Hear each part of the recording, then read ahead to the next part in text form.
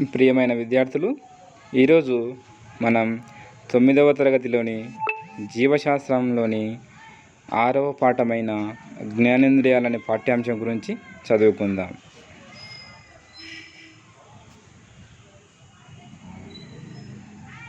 జ్ఞానేంద్రియాలు. ఫస్ట్ మనము పాఠం పేరును అర్థం చేసుకునే ప్రయత్నం చేద్దాం. జ్ఞానేంద్రియాలు పేరులోనే ఉంది మనకు. జ్ఞానేంద్రియాలు అనగా జ్ఞానానికి ముఖద్వారంలాగా, ప్రవేశ ద్వారంలాగా పనిచేస్తాయి కాబట్టి వీటిని ఏమంటాం? జ్ఞానేంద్రియాలు అంటాం. అనగా సమస్త జ్ఞానం కూడా ఈ 5 రకాల జ్ఞానేంద్రియాల ద్వారానే మనము జ్ఞానాన్ని సముపార్జిస్తున్నాం. మరి 5 రకాల జ్ఞానేంద్రియాలు ఏవో ఒకసారి చూద్దాం.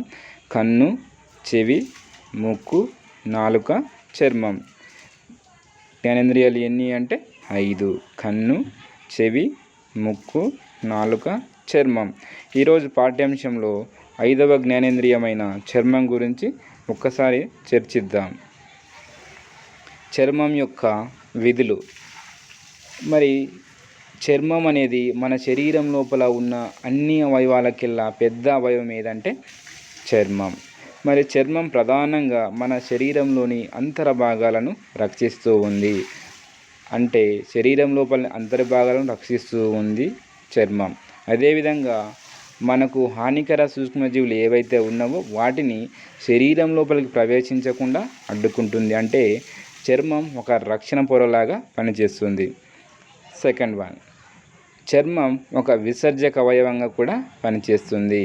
అనగా రక్తం లోపల ఉన్నటువంటి నీరు, నత్రజని సంబంధిత వ్యర్థ పదార్థాలను కూడా చెమట రూపంలో చర్మం ద్వారా బయటికి విసర్జిస్తుంది. కాబట్టి దీన్ని ఏమంటాం? ఒక విసర్జక అవయవంగా కూడా చెప్పొచ్చు. అంటే మన చర్మం ద్వారా చెమట బయటికి వెళ్ళిపోతుంది. ఈ చెమట లోపలనే నత్రజని సంబంధిత వ్యర్థ పదార్థాలు, ఇతర ఖనిజ లవణాలు ఉంటాయి. కాబట్టి ఇది కూడా ఒక వ్యర్థ పదార్థమే. అంటే చర్మం ద్వారా కూడా కొన్ని వ్యర్థ పదార్థాలను బయటికి పంపిస్తుంది. కాబట్టి చర్మం కూడా ఒక విసర్జక అవయవం. నెక్స్ట్ థర్డ్ వన్, శరీర ఉష్ణోగ్రతను క్రమపరుస్తుంది. చర్మం ఏం చేస్తుంది? శరీర ఉష్ణోగ్రతను క్రమపరుస్తుంది. 4వది, స్పర్శ జ్ఞానాన్ని కూడా కలిగిస్తుంది. చర్మం ఏం చేస్తుంది? స్పర్శ జ్ఞానాన్ని కూడా కలగజేస్తుంది. ఇప్పుడు చర్మం అంతర నిర్మాణం చూద్దాం. చర్మం యొక్క అంతర నిర్మాణం మనం ఇక్కడ పటంలో చూసినట్టయితే మన చర్మం యొక్క అంతర నిర్మాణం కనిపిస్తుంది. మరి చర్మం అంతర్నిర్మాణంలో ప్రధానంగా 2 భాగాలు కనిపిస్తుంటాయి. ఒకటి బాహ్య చర్మం, 2 అంతర చర్మం. ఈ మనకు శరీరం పైన బయట కనిపించే దానిని మనం ఏమంటామంటే బాహ్య చర్మం అంటాం. ఈ బాహ్య చర్మంలో మనకి ఏం కనిపిస్తుంటాయి అంటే రోమాలు కనిపిస్తుంటాయి. అదేవిధంగా స్వేద రంధ్రాలు కూడా కనిపిస్తుంటాయి. మరి ఈ బాహ్య చర్మంలో 3 పొరలు కలిగి ఉంటాయి. ఈ బాహ్య చర్మంలో ఎన్ని పొరలు ఉంటాయి? 3 పొరలు ఉంటాయి. మొదటి పొర కార్నియం పొర, రెండవ పొర గ్రాన్యులర్ పొర, మూడవ పొర మాల్పీజియన్ పొర. ఈ 3 పొరలు కూడా ఒకదాని తర్వాత ఒకటి అమర్చబడి ఉంటాయి. మొదటి పొర అయినటువంటి కార్నియం పొర, ఈ పొర ఒకే వరుసలో ఉండి నిర్జీవ కణాలను కలిగి ఉంటుంది. కార్నియం పొర. రెండవ పొర ఏంది? గ్రాన్యులర్ పొర. ఈ గ్రాన్యులర్ పొర జీవ కణాలను కలిగి ఉంటుంది. గ్రాన్యులర్ పొర ఏముంటుందంటే జీవ కణాలను కలిగి ఉంటుంది. మూడవ పొర ఏంటంటే మాల్పీజియన్ పొర. ఈ మాల్పీజియన్ పొర స్థిరంగా విభజనలు జరుపుతూ ఉంటుంది. మనకు ప్రధానంగా బాహ్య చర్మం లోపల 3 పొరలు ఉన్నాయి. కార్నియం పొర, గ్రాన్యులర్ పొర, మాల్పీజియన్ పొర. మనకు బాహ్య చర్మం పైన ఏం కనిపిస్తుంటాయి అంటే మనకు రోమాలు కనిపిస్తుంటాయి, స్వేద రంధ్రాలు కూడా కనిపిస్తుంటాయి. ఒకసారి మీరు పటంలో చూసినట్టయితే మనకు ఇక్కడ పొడవుగా ఉన్నటువంటి నిర్మాణాలను ఏమంటాం? రోమాలు అంటాం. ఇక్కడ చిన్న చిన్న రంధ్రాల వంటి భాగాలు కనిపిస్తున్నాయి. వాటిని ఏమంటున్నాం? స్వేద రంధ్రాలు అంటున్నాం. నెక్స్ట్ అంతర చర్మం. ఈ బాహ్య చర్మం కింద ఉన్నటువంటి పొరనే మనం ఏమంటాం? అంతర చర్మం అంటాం. ఇది స్థితిస్థాపక సంయోజక కణజాలంతో తయారవుతుంది. ఏ రకమైన కణజాలం అంటే ఇది స్థితిస్థాపక సంయోజక కణజాలం. స్థితిస్థాపక అంటే ఏంటంటే ఇది కొద్దిగా సాగే లక్షణాన్ని కలిగి ఉంటుంది. అదేవిధంగా ఈ కణజాలం శరీరం లోపల ఉన్నటువంటి భాగాలను కలుపుతూ ఉంటుంది. కాబట్టి దీన్ని సంయోజక కణజాలం అని అంటాము. మరి ఈ అంతర చర్మం లోపల మనకు ప్రధానంగా కనిపించే భాగాలు ఏంటంటే స్వేద గ్రంథులు, తైల గ్రంథులు, రోమపుటికలు, రక్తనాళాలు, క్రొవ్వులు ఉంటాయి. మన అంతర్చర్మంలో ఏం కనిపిస్తున్నాయి? స్వేద గ్రంథులు. ఈ గ్రంథులు అనే పదం మనకి ఎక్కడ వచ్చినా కూడా ఈ గ్రంథులు ఒక రకమైన పదార్థాన్ని ఉత్పత్తి చేసే నిర్మాణం. ఇక్కడ స్వేద గ్రంథులు అంటే స్వేదాన్ని ఉత్పత్తి చేసే గ్రంథులు ఏవంటే స్వేద గ్రంథులు అంటే రక్తం లోపల ఉన్నటువంటి మలిన పదార్థాలను ఈ స్వేద గ్రంథుల ద్వారా మనకు బయటికి విసర్జిస్తుంది. తైల గ్రంథులు, ఈ తైల గ్రంథులు కూడా ఏం చేస్తాయంటే ఒక రకమైనటువంటి నునుపైనటువంటి జిగటగా ఉన్నటువంటి పదార్థాలను స్రవిస్తాయి కాబట్టి వీటిని ఏమంటాం? తైల గ్రంథులు అంటాం. తర్వాత రోమ పుట్టికలు, మన చర్మం పైన కనిపించే రోమాలు కూడా అంతర్చర్మంలో ఉన్నటువంటి రోమ పుట్టికల ద్వారా మనకు రావడం జరుగుతుంది. తర్వాత రక్తనాళ చర్మం లోపల కూడా అనేక రక్తనాళాలు ఉంటాయి. అంటే ధమనులు కానీ సిరలు కానీ ఉంటాయి. క్రొవ్వులు ఉంటాయి. మన చర్మం కింద ఏముంటుందండి? క్రొవ్వు కూడా ఉంటుంది. నెక్స్ట్ మన చర్మంలో ప్రధానంగా మెలనిన్ అనే వర్ణద్రవ్యం ఉంటుంది. ఈ మెలనిన్ అనే వర్ణద్రవ్యం వల్ల చర్మానికి ఒక ప్రత్యేకమైన రంగు వస్తుంది. ఎప్పుడైతే సూర్యకాంతి చర్మం పైన పడినప్పుడు మన చర్మంలో ఉన్నటువంటి మెలనిన్ వర్ణద్రవ్యం క్రియావంతమై మన చర్మానికి ఒక రకమైన ప్రత్యేక రంగును కలుగజేస్తుంది. అంటే ఈ మెలనిన్ అనే వర్ణద్రవ్యం ఉండడం వల్ల ఈ కాంతికి గురై మన చర్మం అనేది నలుపు రంగులోకి మారిపోతుంది. ఇలా మారడం వల్ల సూర్యుడి నుంచి వచ్చే హానికర కాంతి కిరణాలను ఈ మెలనిన్ వర్ణద్రవ్యం అడ్డుకుంటుంది. మనం అప్పుడప్పుడు చూస్తూ ఉంటాం, ఆఫ్రికా లోపల కానీ, ఆస్ట్రేలియా లోపల కానీ, అమెరికా లోపల కానీ కొంత రంగులో తేడా కనిపిస్తూ ఉంటుంది. ఆఫ్రికా లోపల ఎక్కువ కూడా నలుపు రంగులో ఉంటారు. అక్కడ ఎందుకోసం అంటే అక్కడ అధిక ఉష్ణోగ్రతలు ఉండడం వల్ల అక్కడ మెలనిన్ అనే వర్ణద్రవ్యం ఎక్కువగా ఉత్పత్తి అయ్యి వాళ్ళు నలుపు రంగు లోపల కనిపిస్తారు. మనకు ఆస్ట్రేలియా లోపల కానీ, అమెరికా లోపల కానీ, బ్రిటిష్ లోపల కానీ, అంటే ఇంగ్లాండ్ లోపల కానీ మనకు తెలుపు రంగు లోపల కనిపిస్తుంటారు. అక్కడ కొద్దిగా ఉష్ణోగ్రతలు తక్కువగా ఉండడం వల్ల మెలనిన్ అనే వర్ణద్రవ్యం తక్కువగా ఉత్పత్తి అవ్వడం వల్ల వారు ఆ విధమైన రంగులో కనిపిస్తుంటారు. అదేవిధంగా ఈ మెలనిన్ అనే వర్ణద్రవ్యం ఉండడం వల్ల చర్మం లోపల ఉన్న పొరలన్నిటిని కూడా రక్షిస్తూ ఉంది.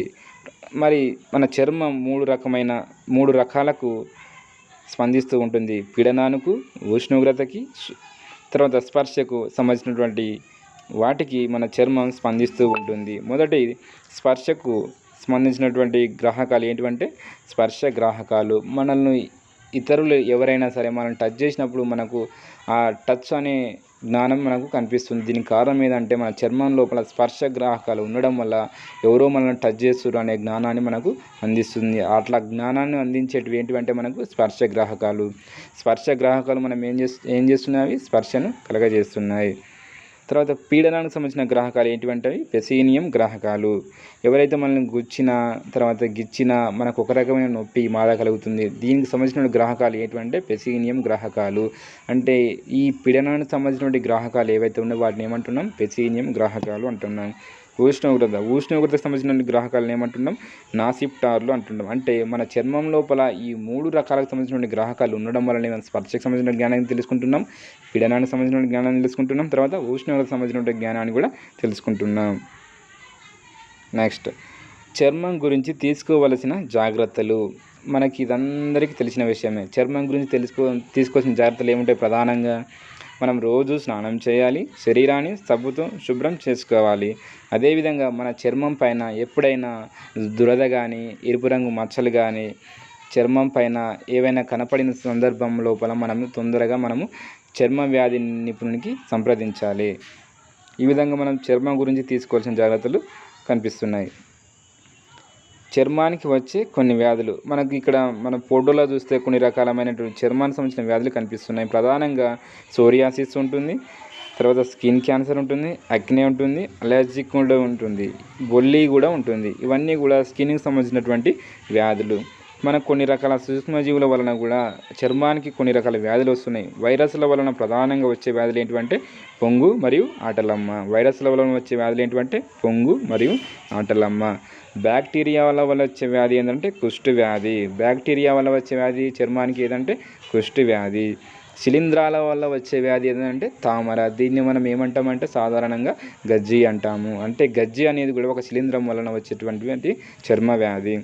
ఇంకొకటి విటమిన్ లోపం వల్ల వచ్చే వ్యాధి అంటే ఏదంటే పెలగ్రా. విటమిన్ లోపం వల్ల వచ్చే వ్యాధి ఏదంటే పెలగ్రా.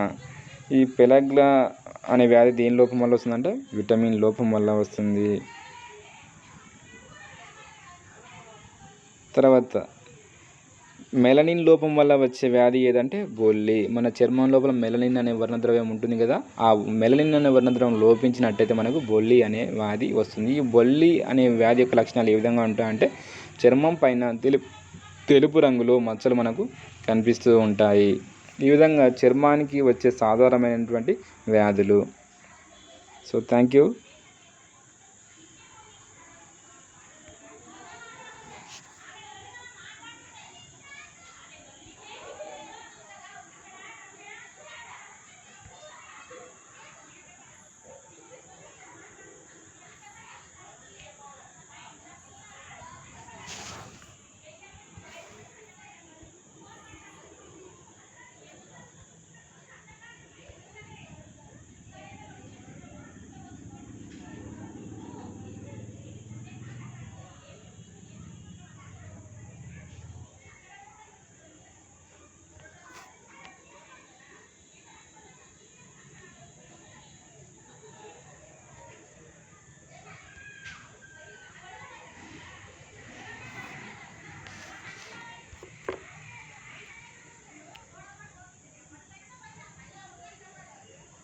ఈరోజు ప్రియమైన విద్యార్థులు, ఈరోజు 9వ తరగతిలోని రక్షిస్తుంది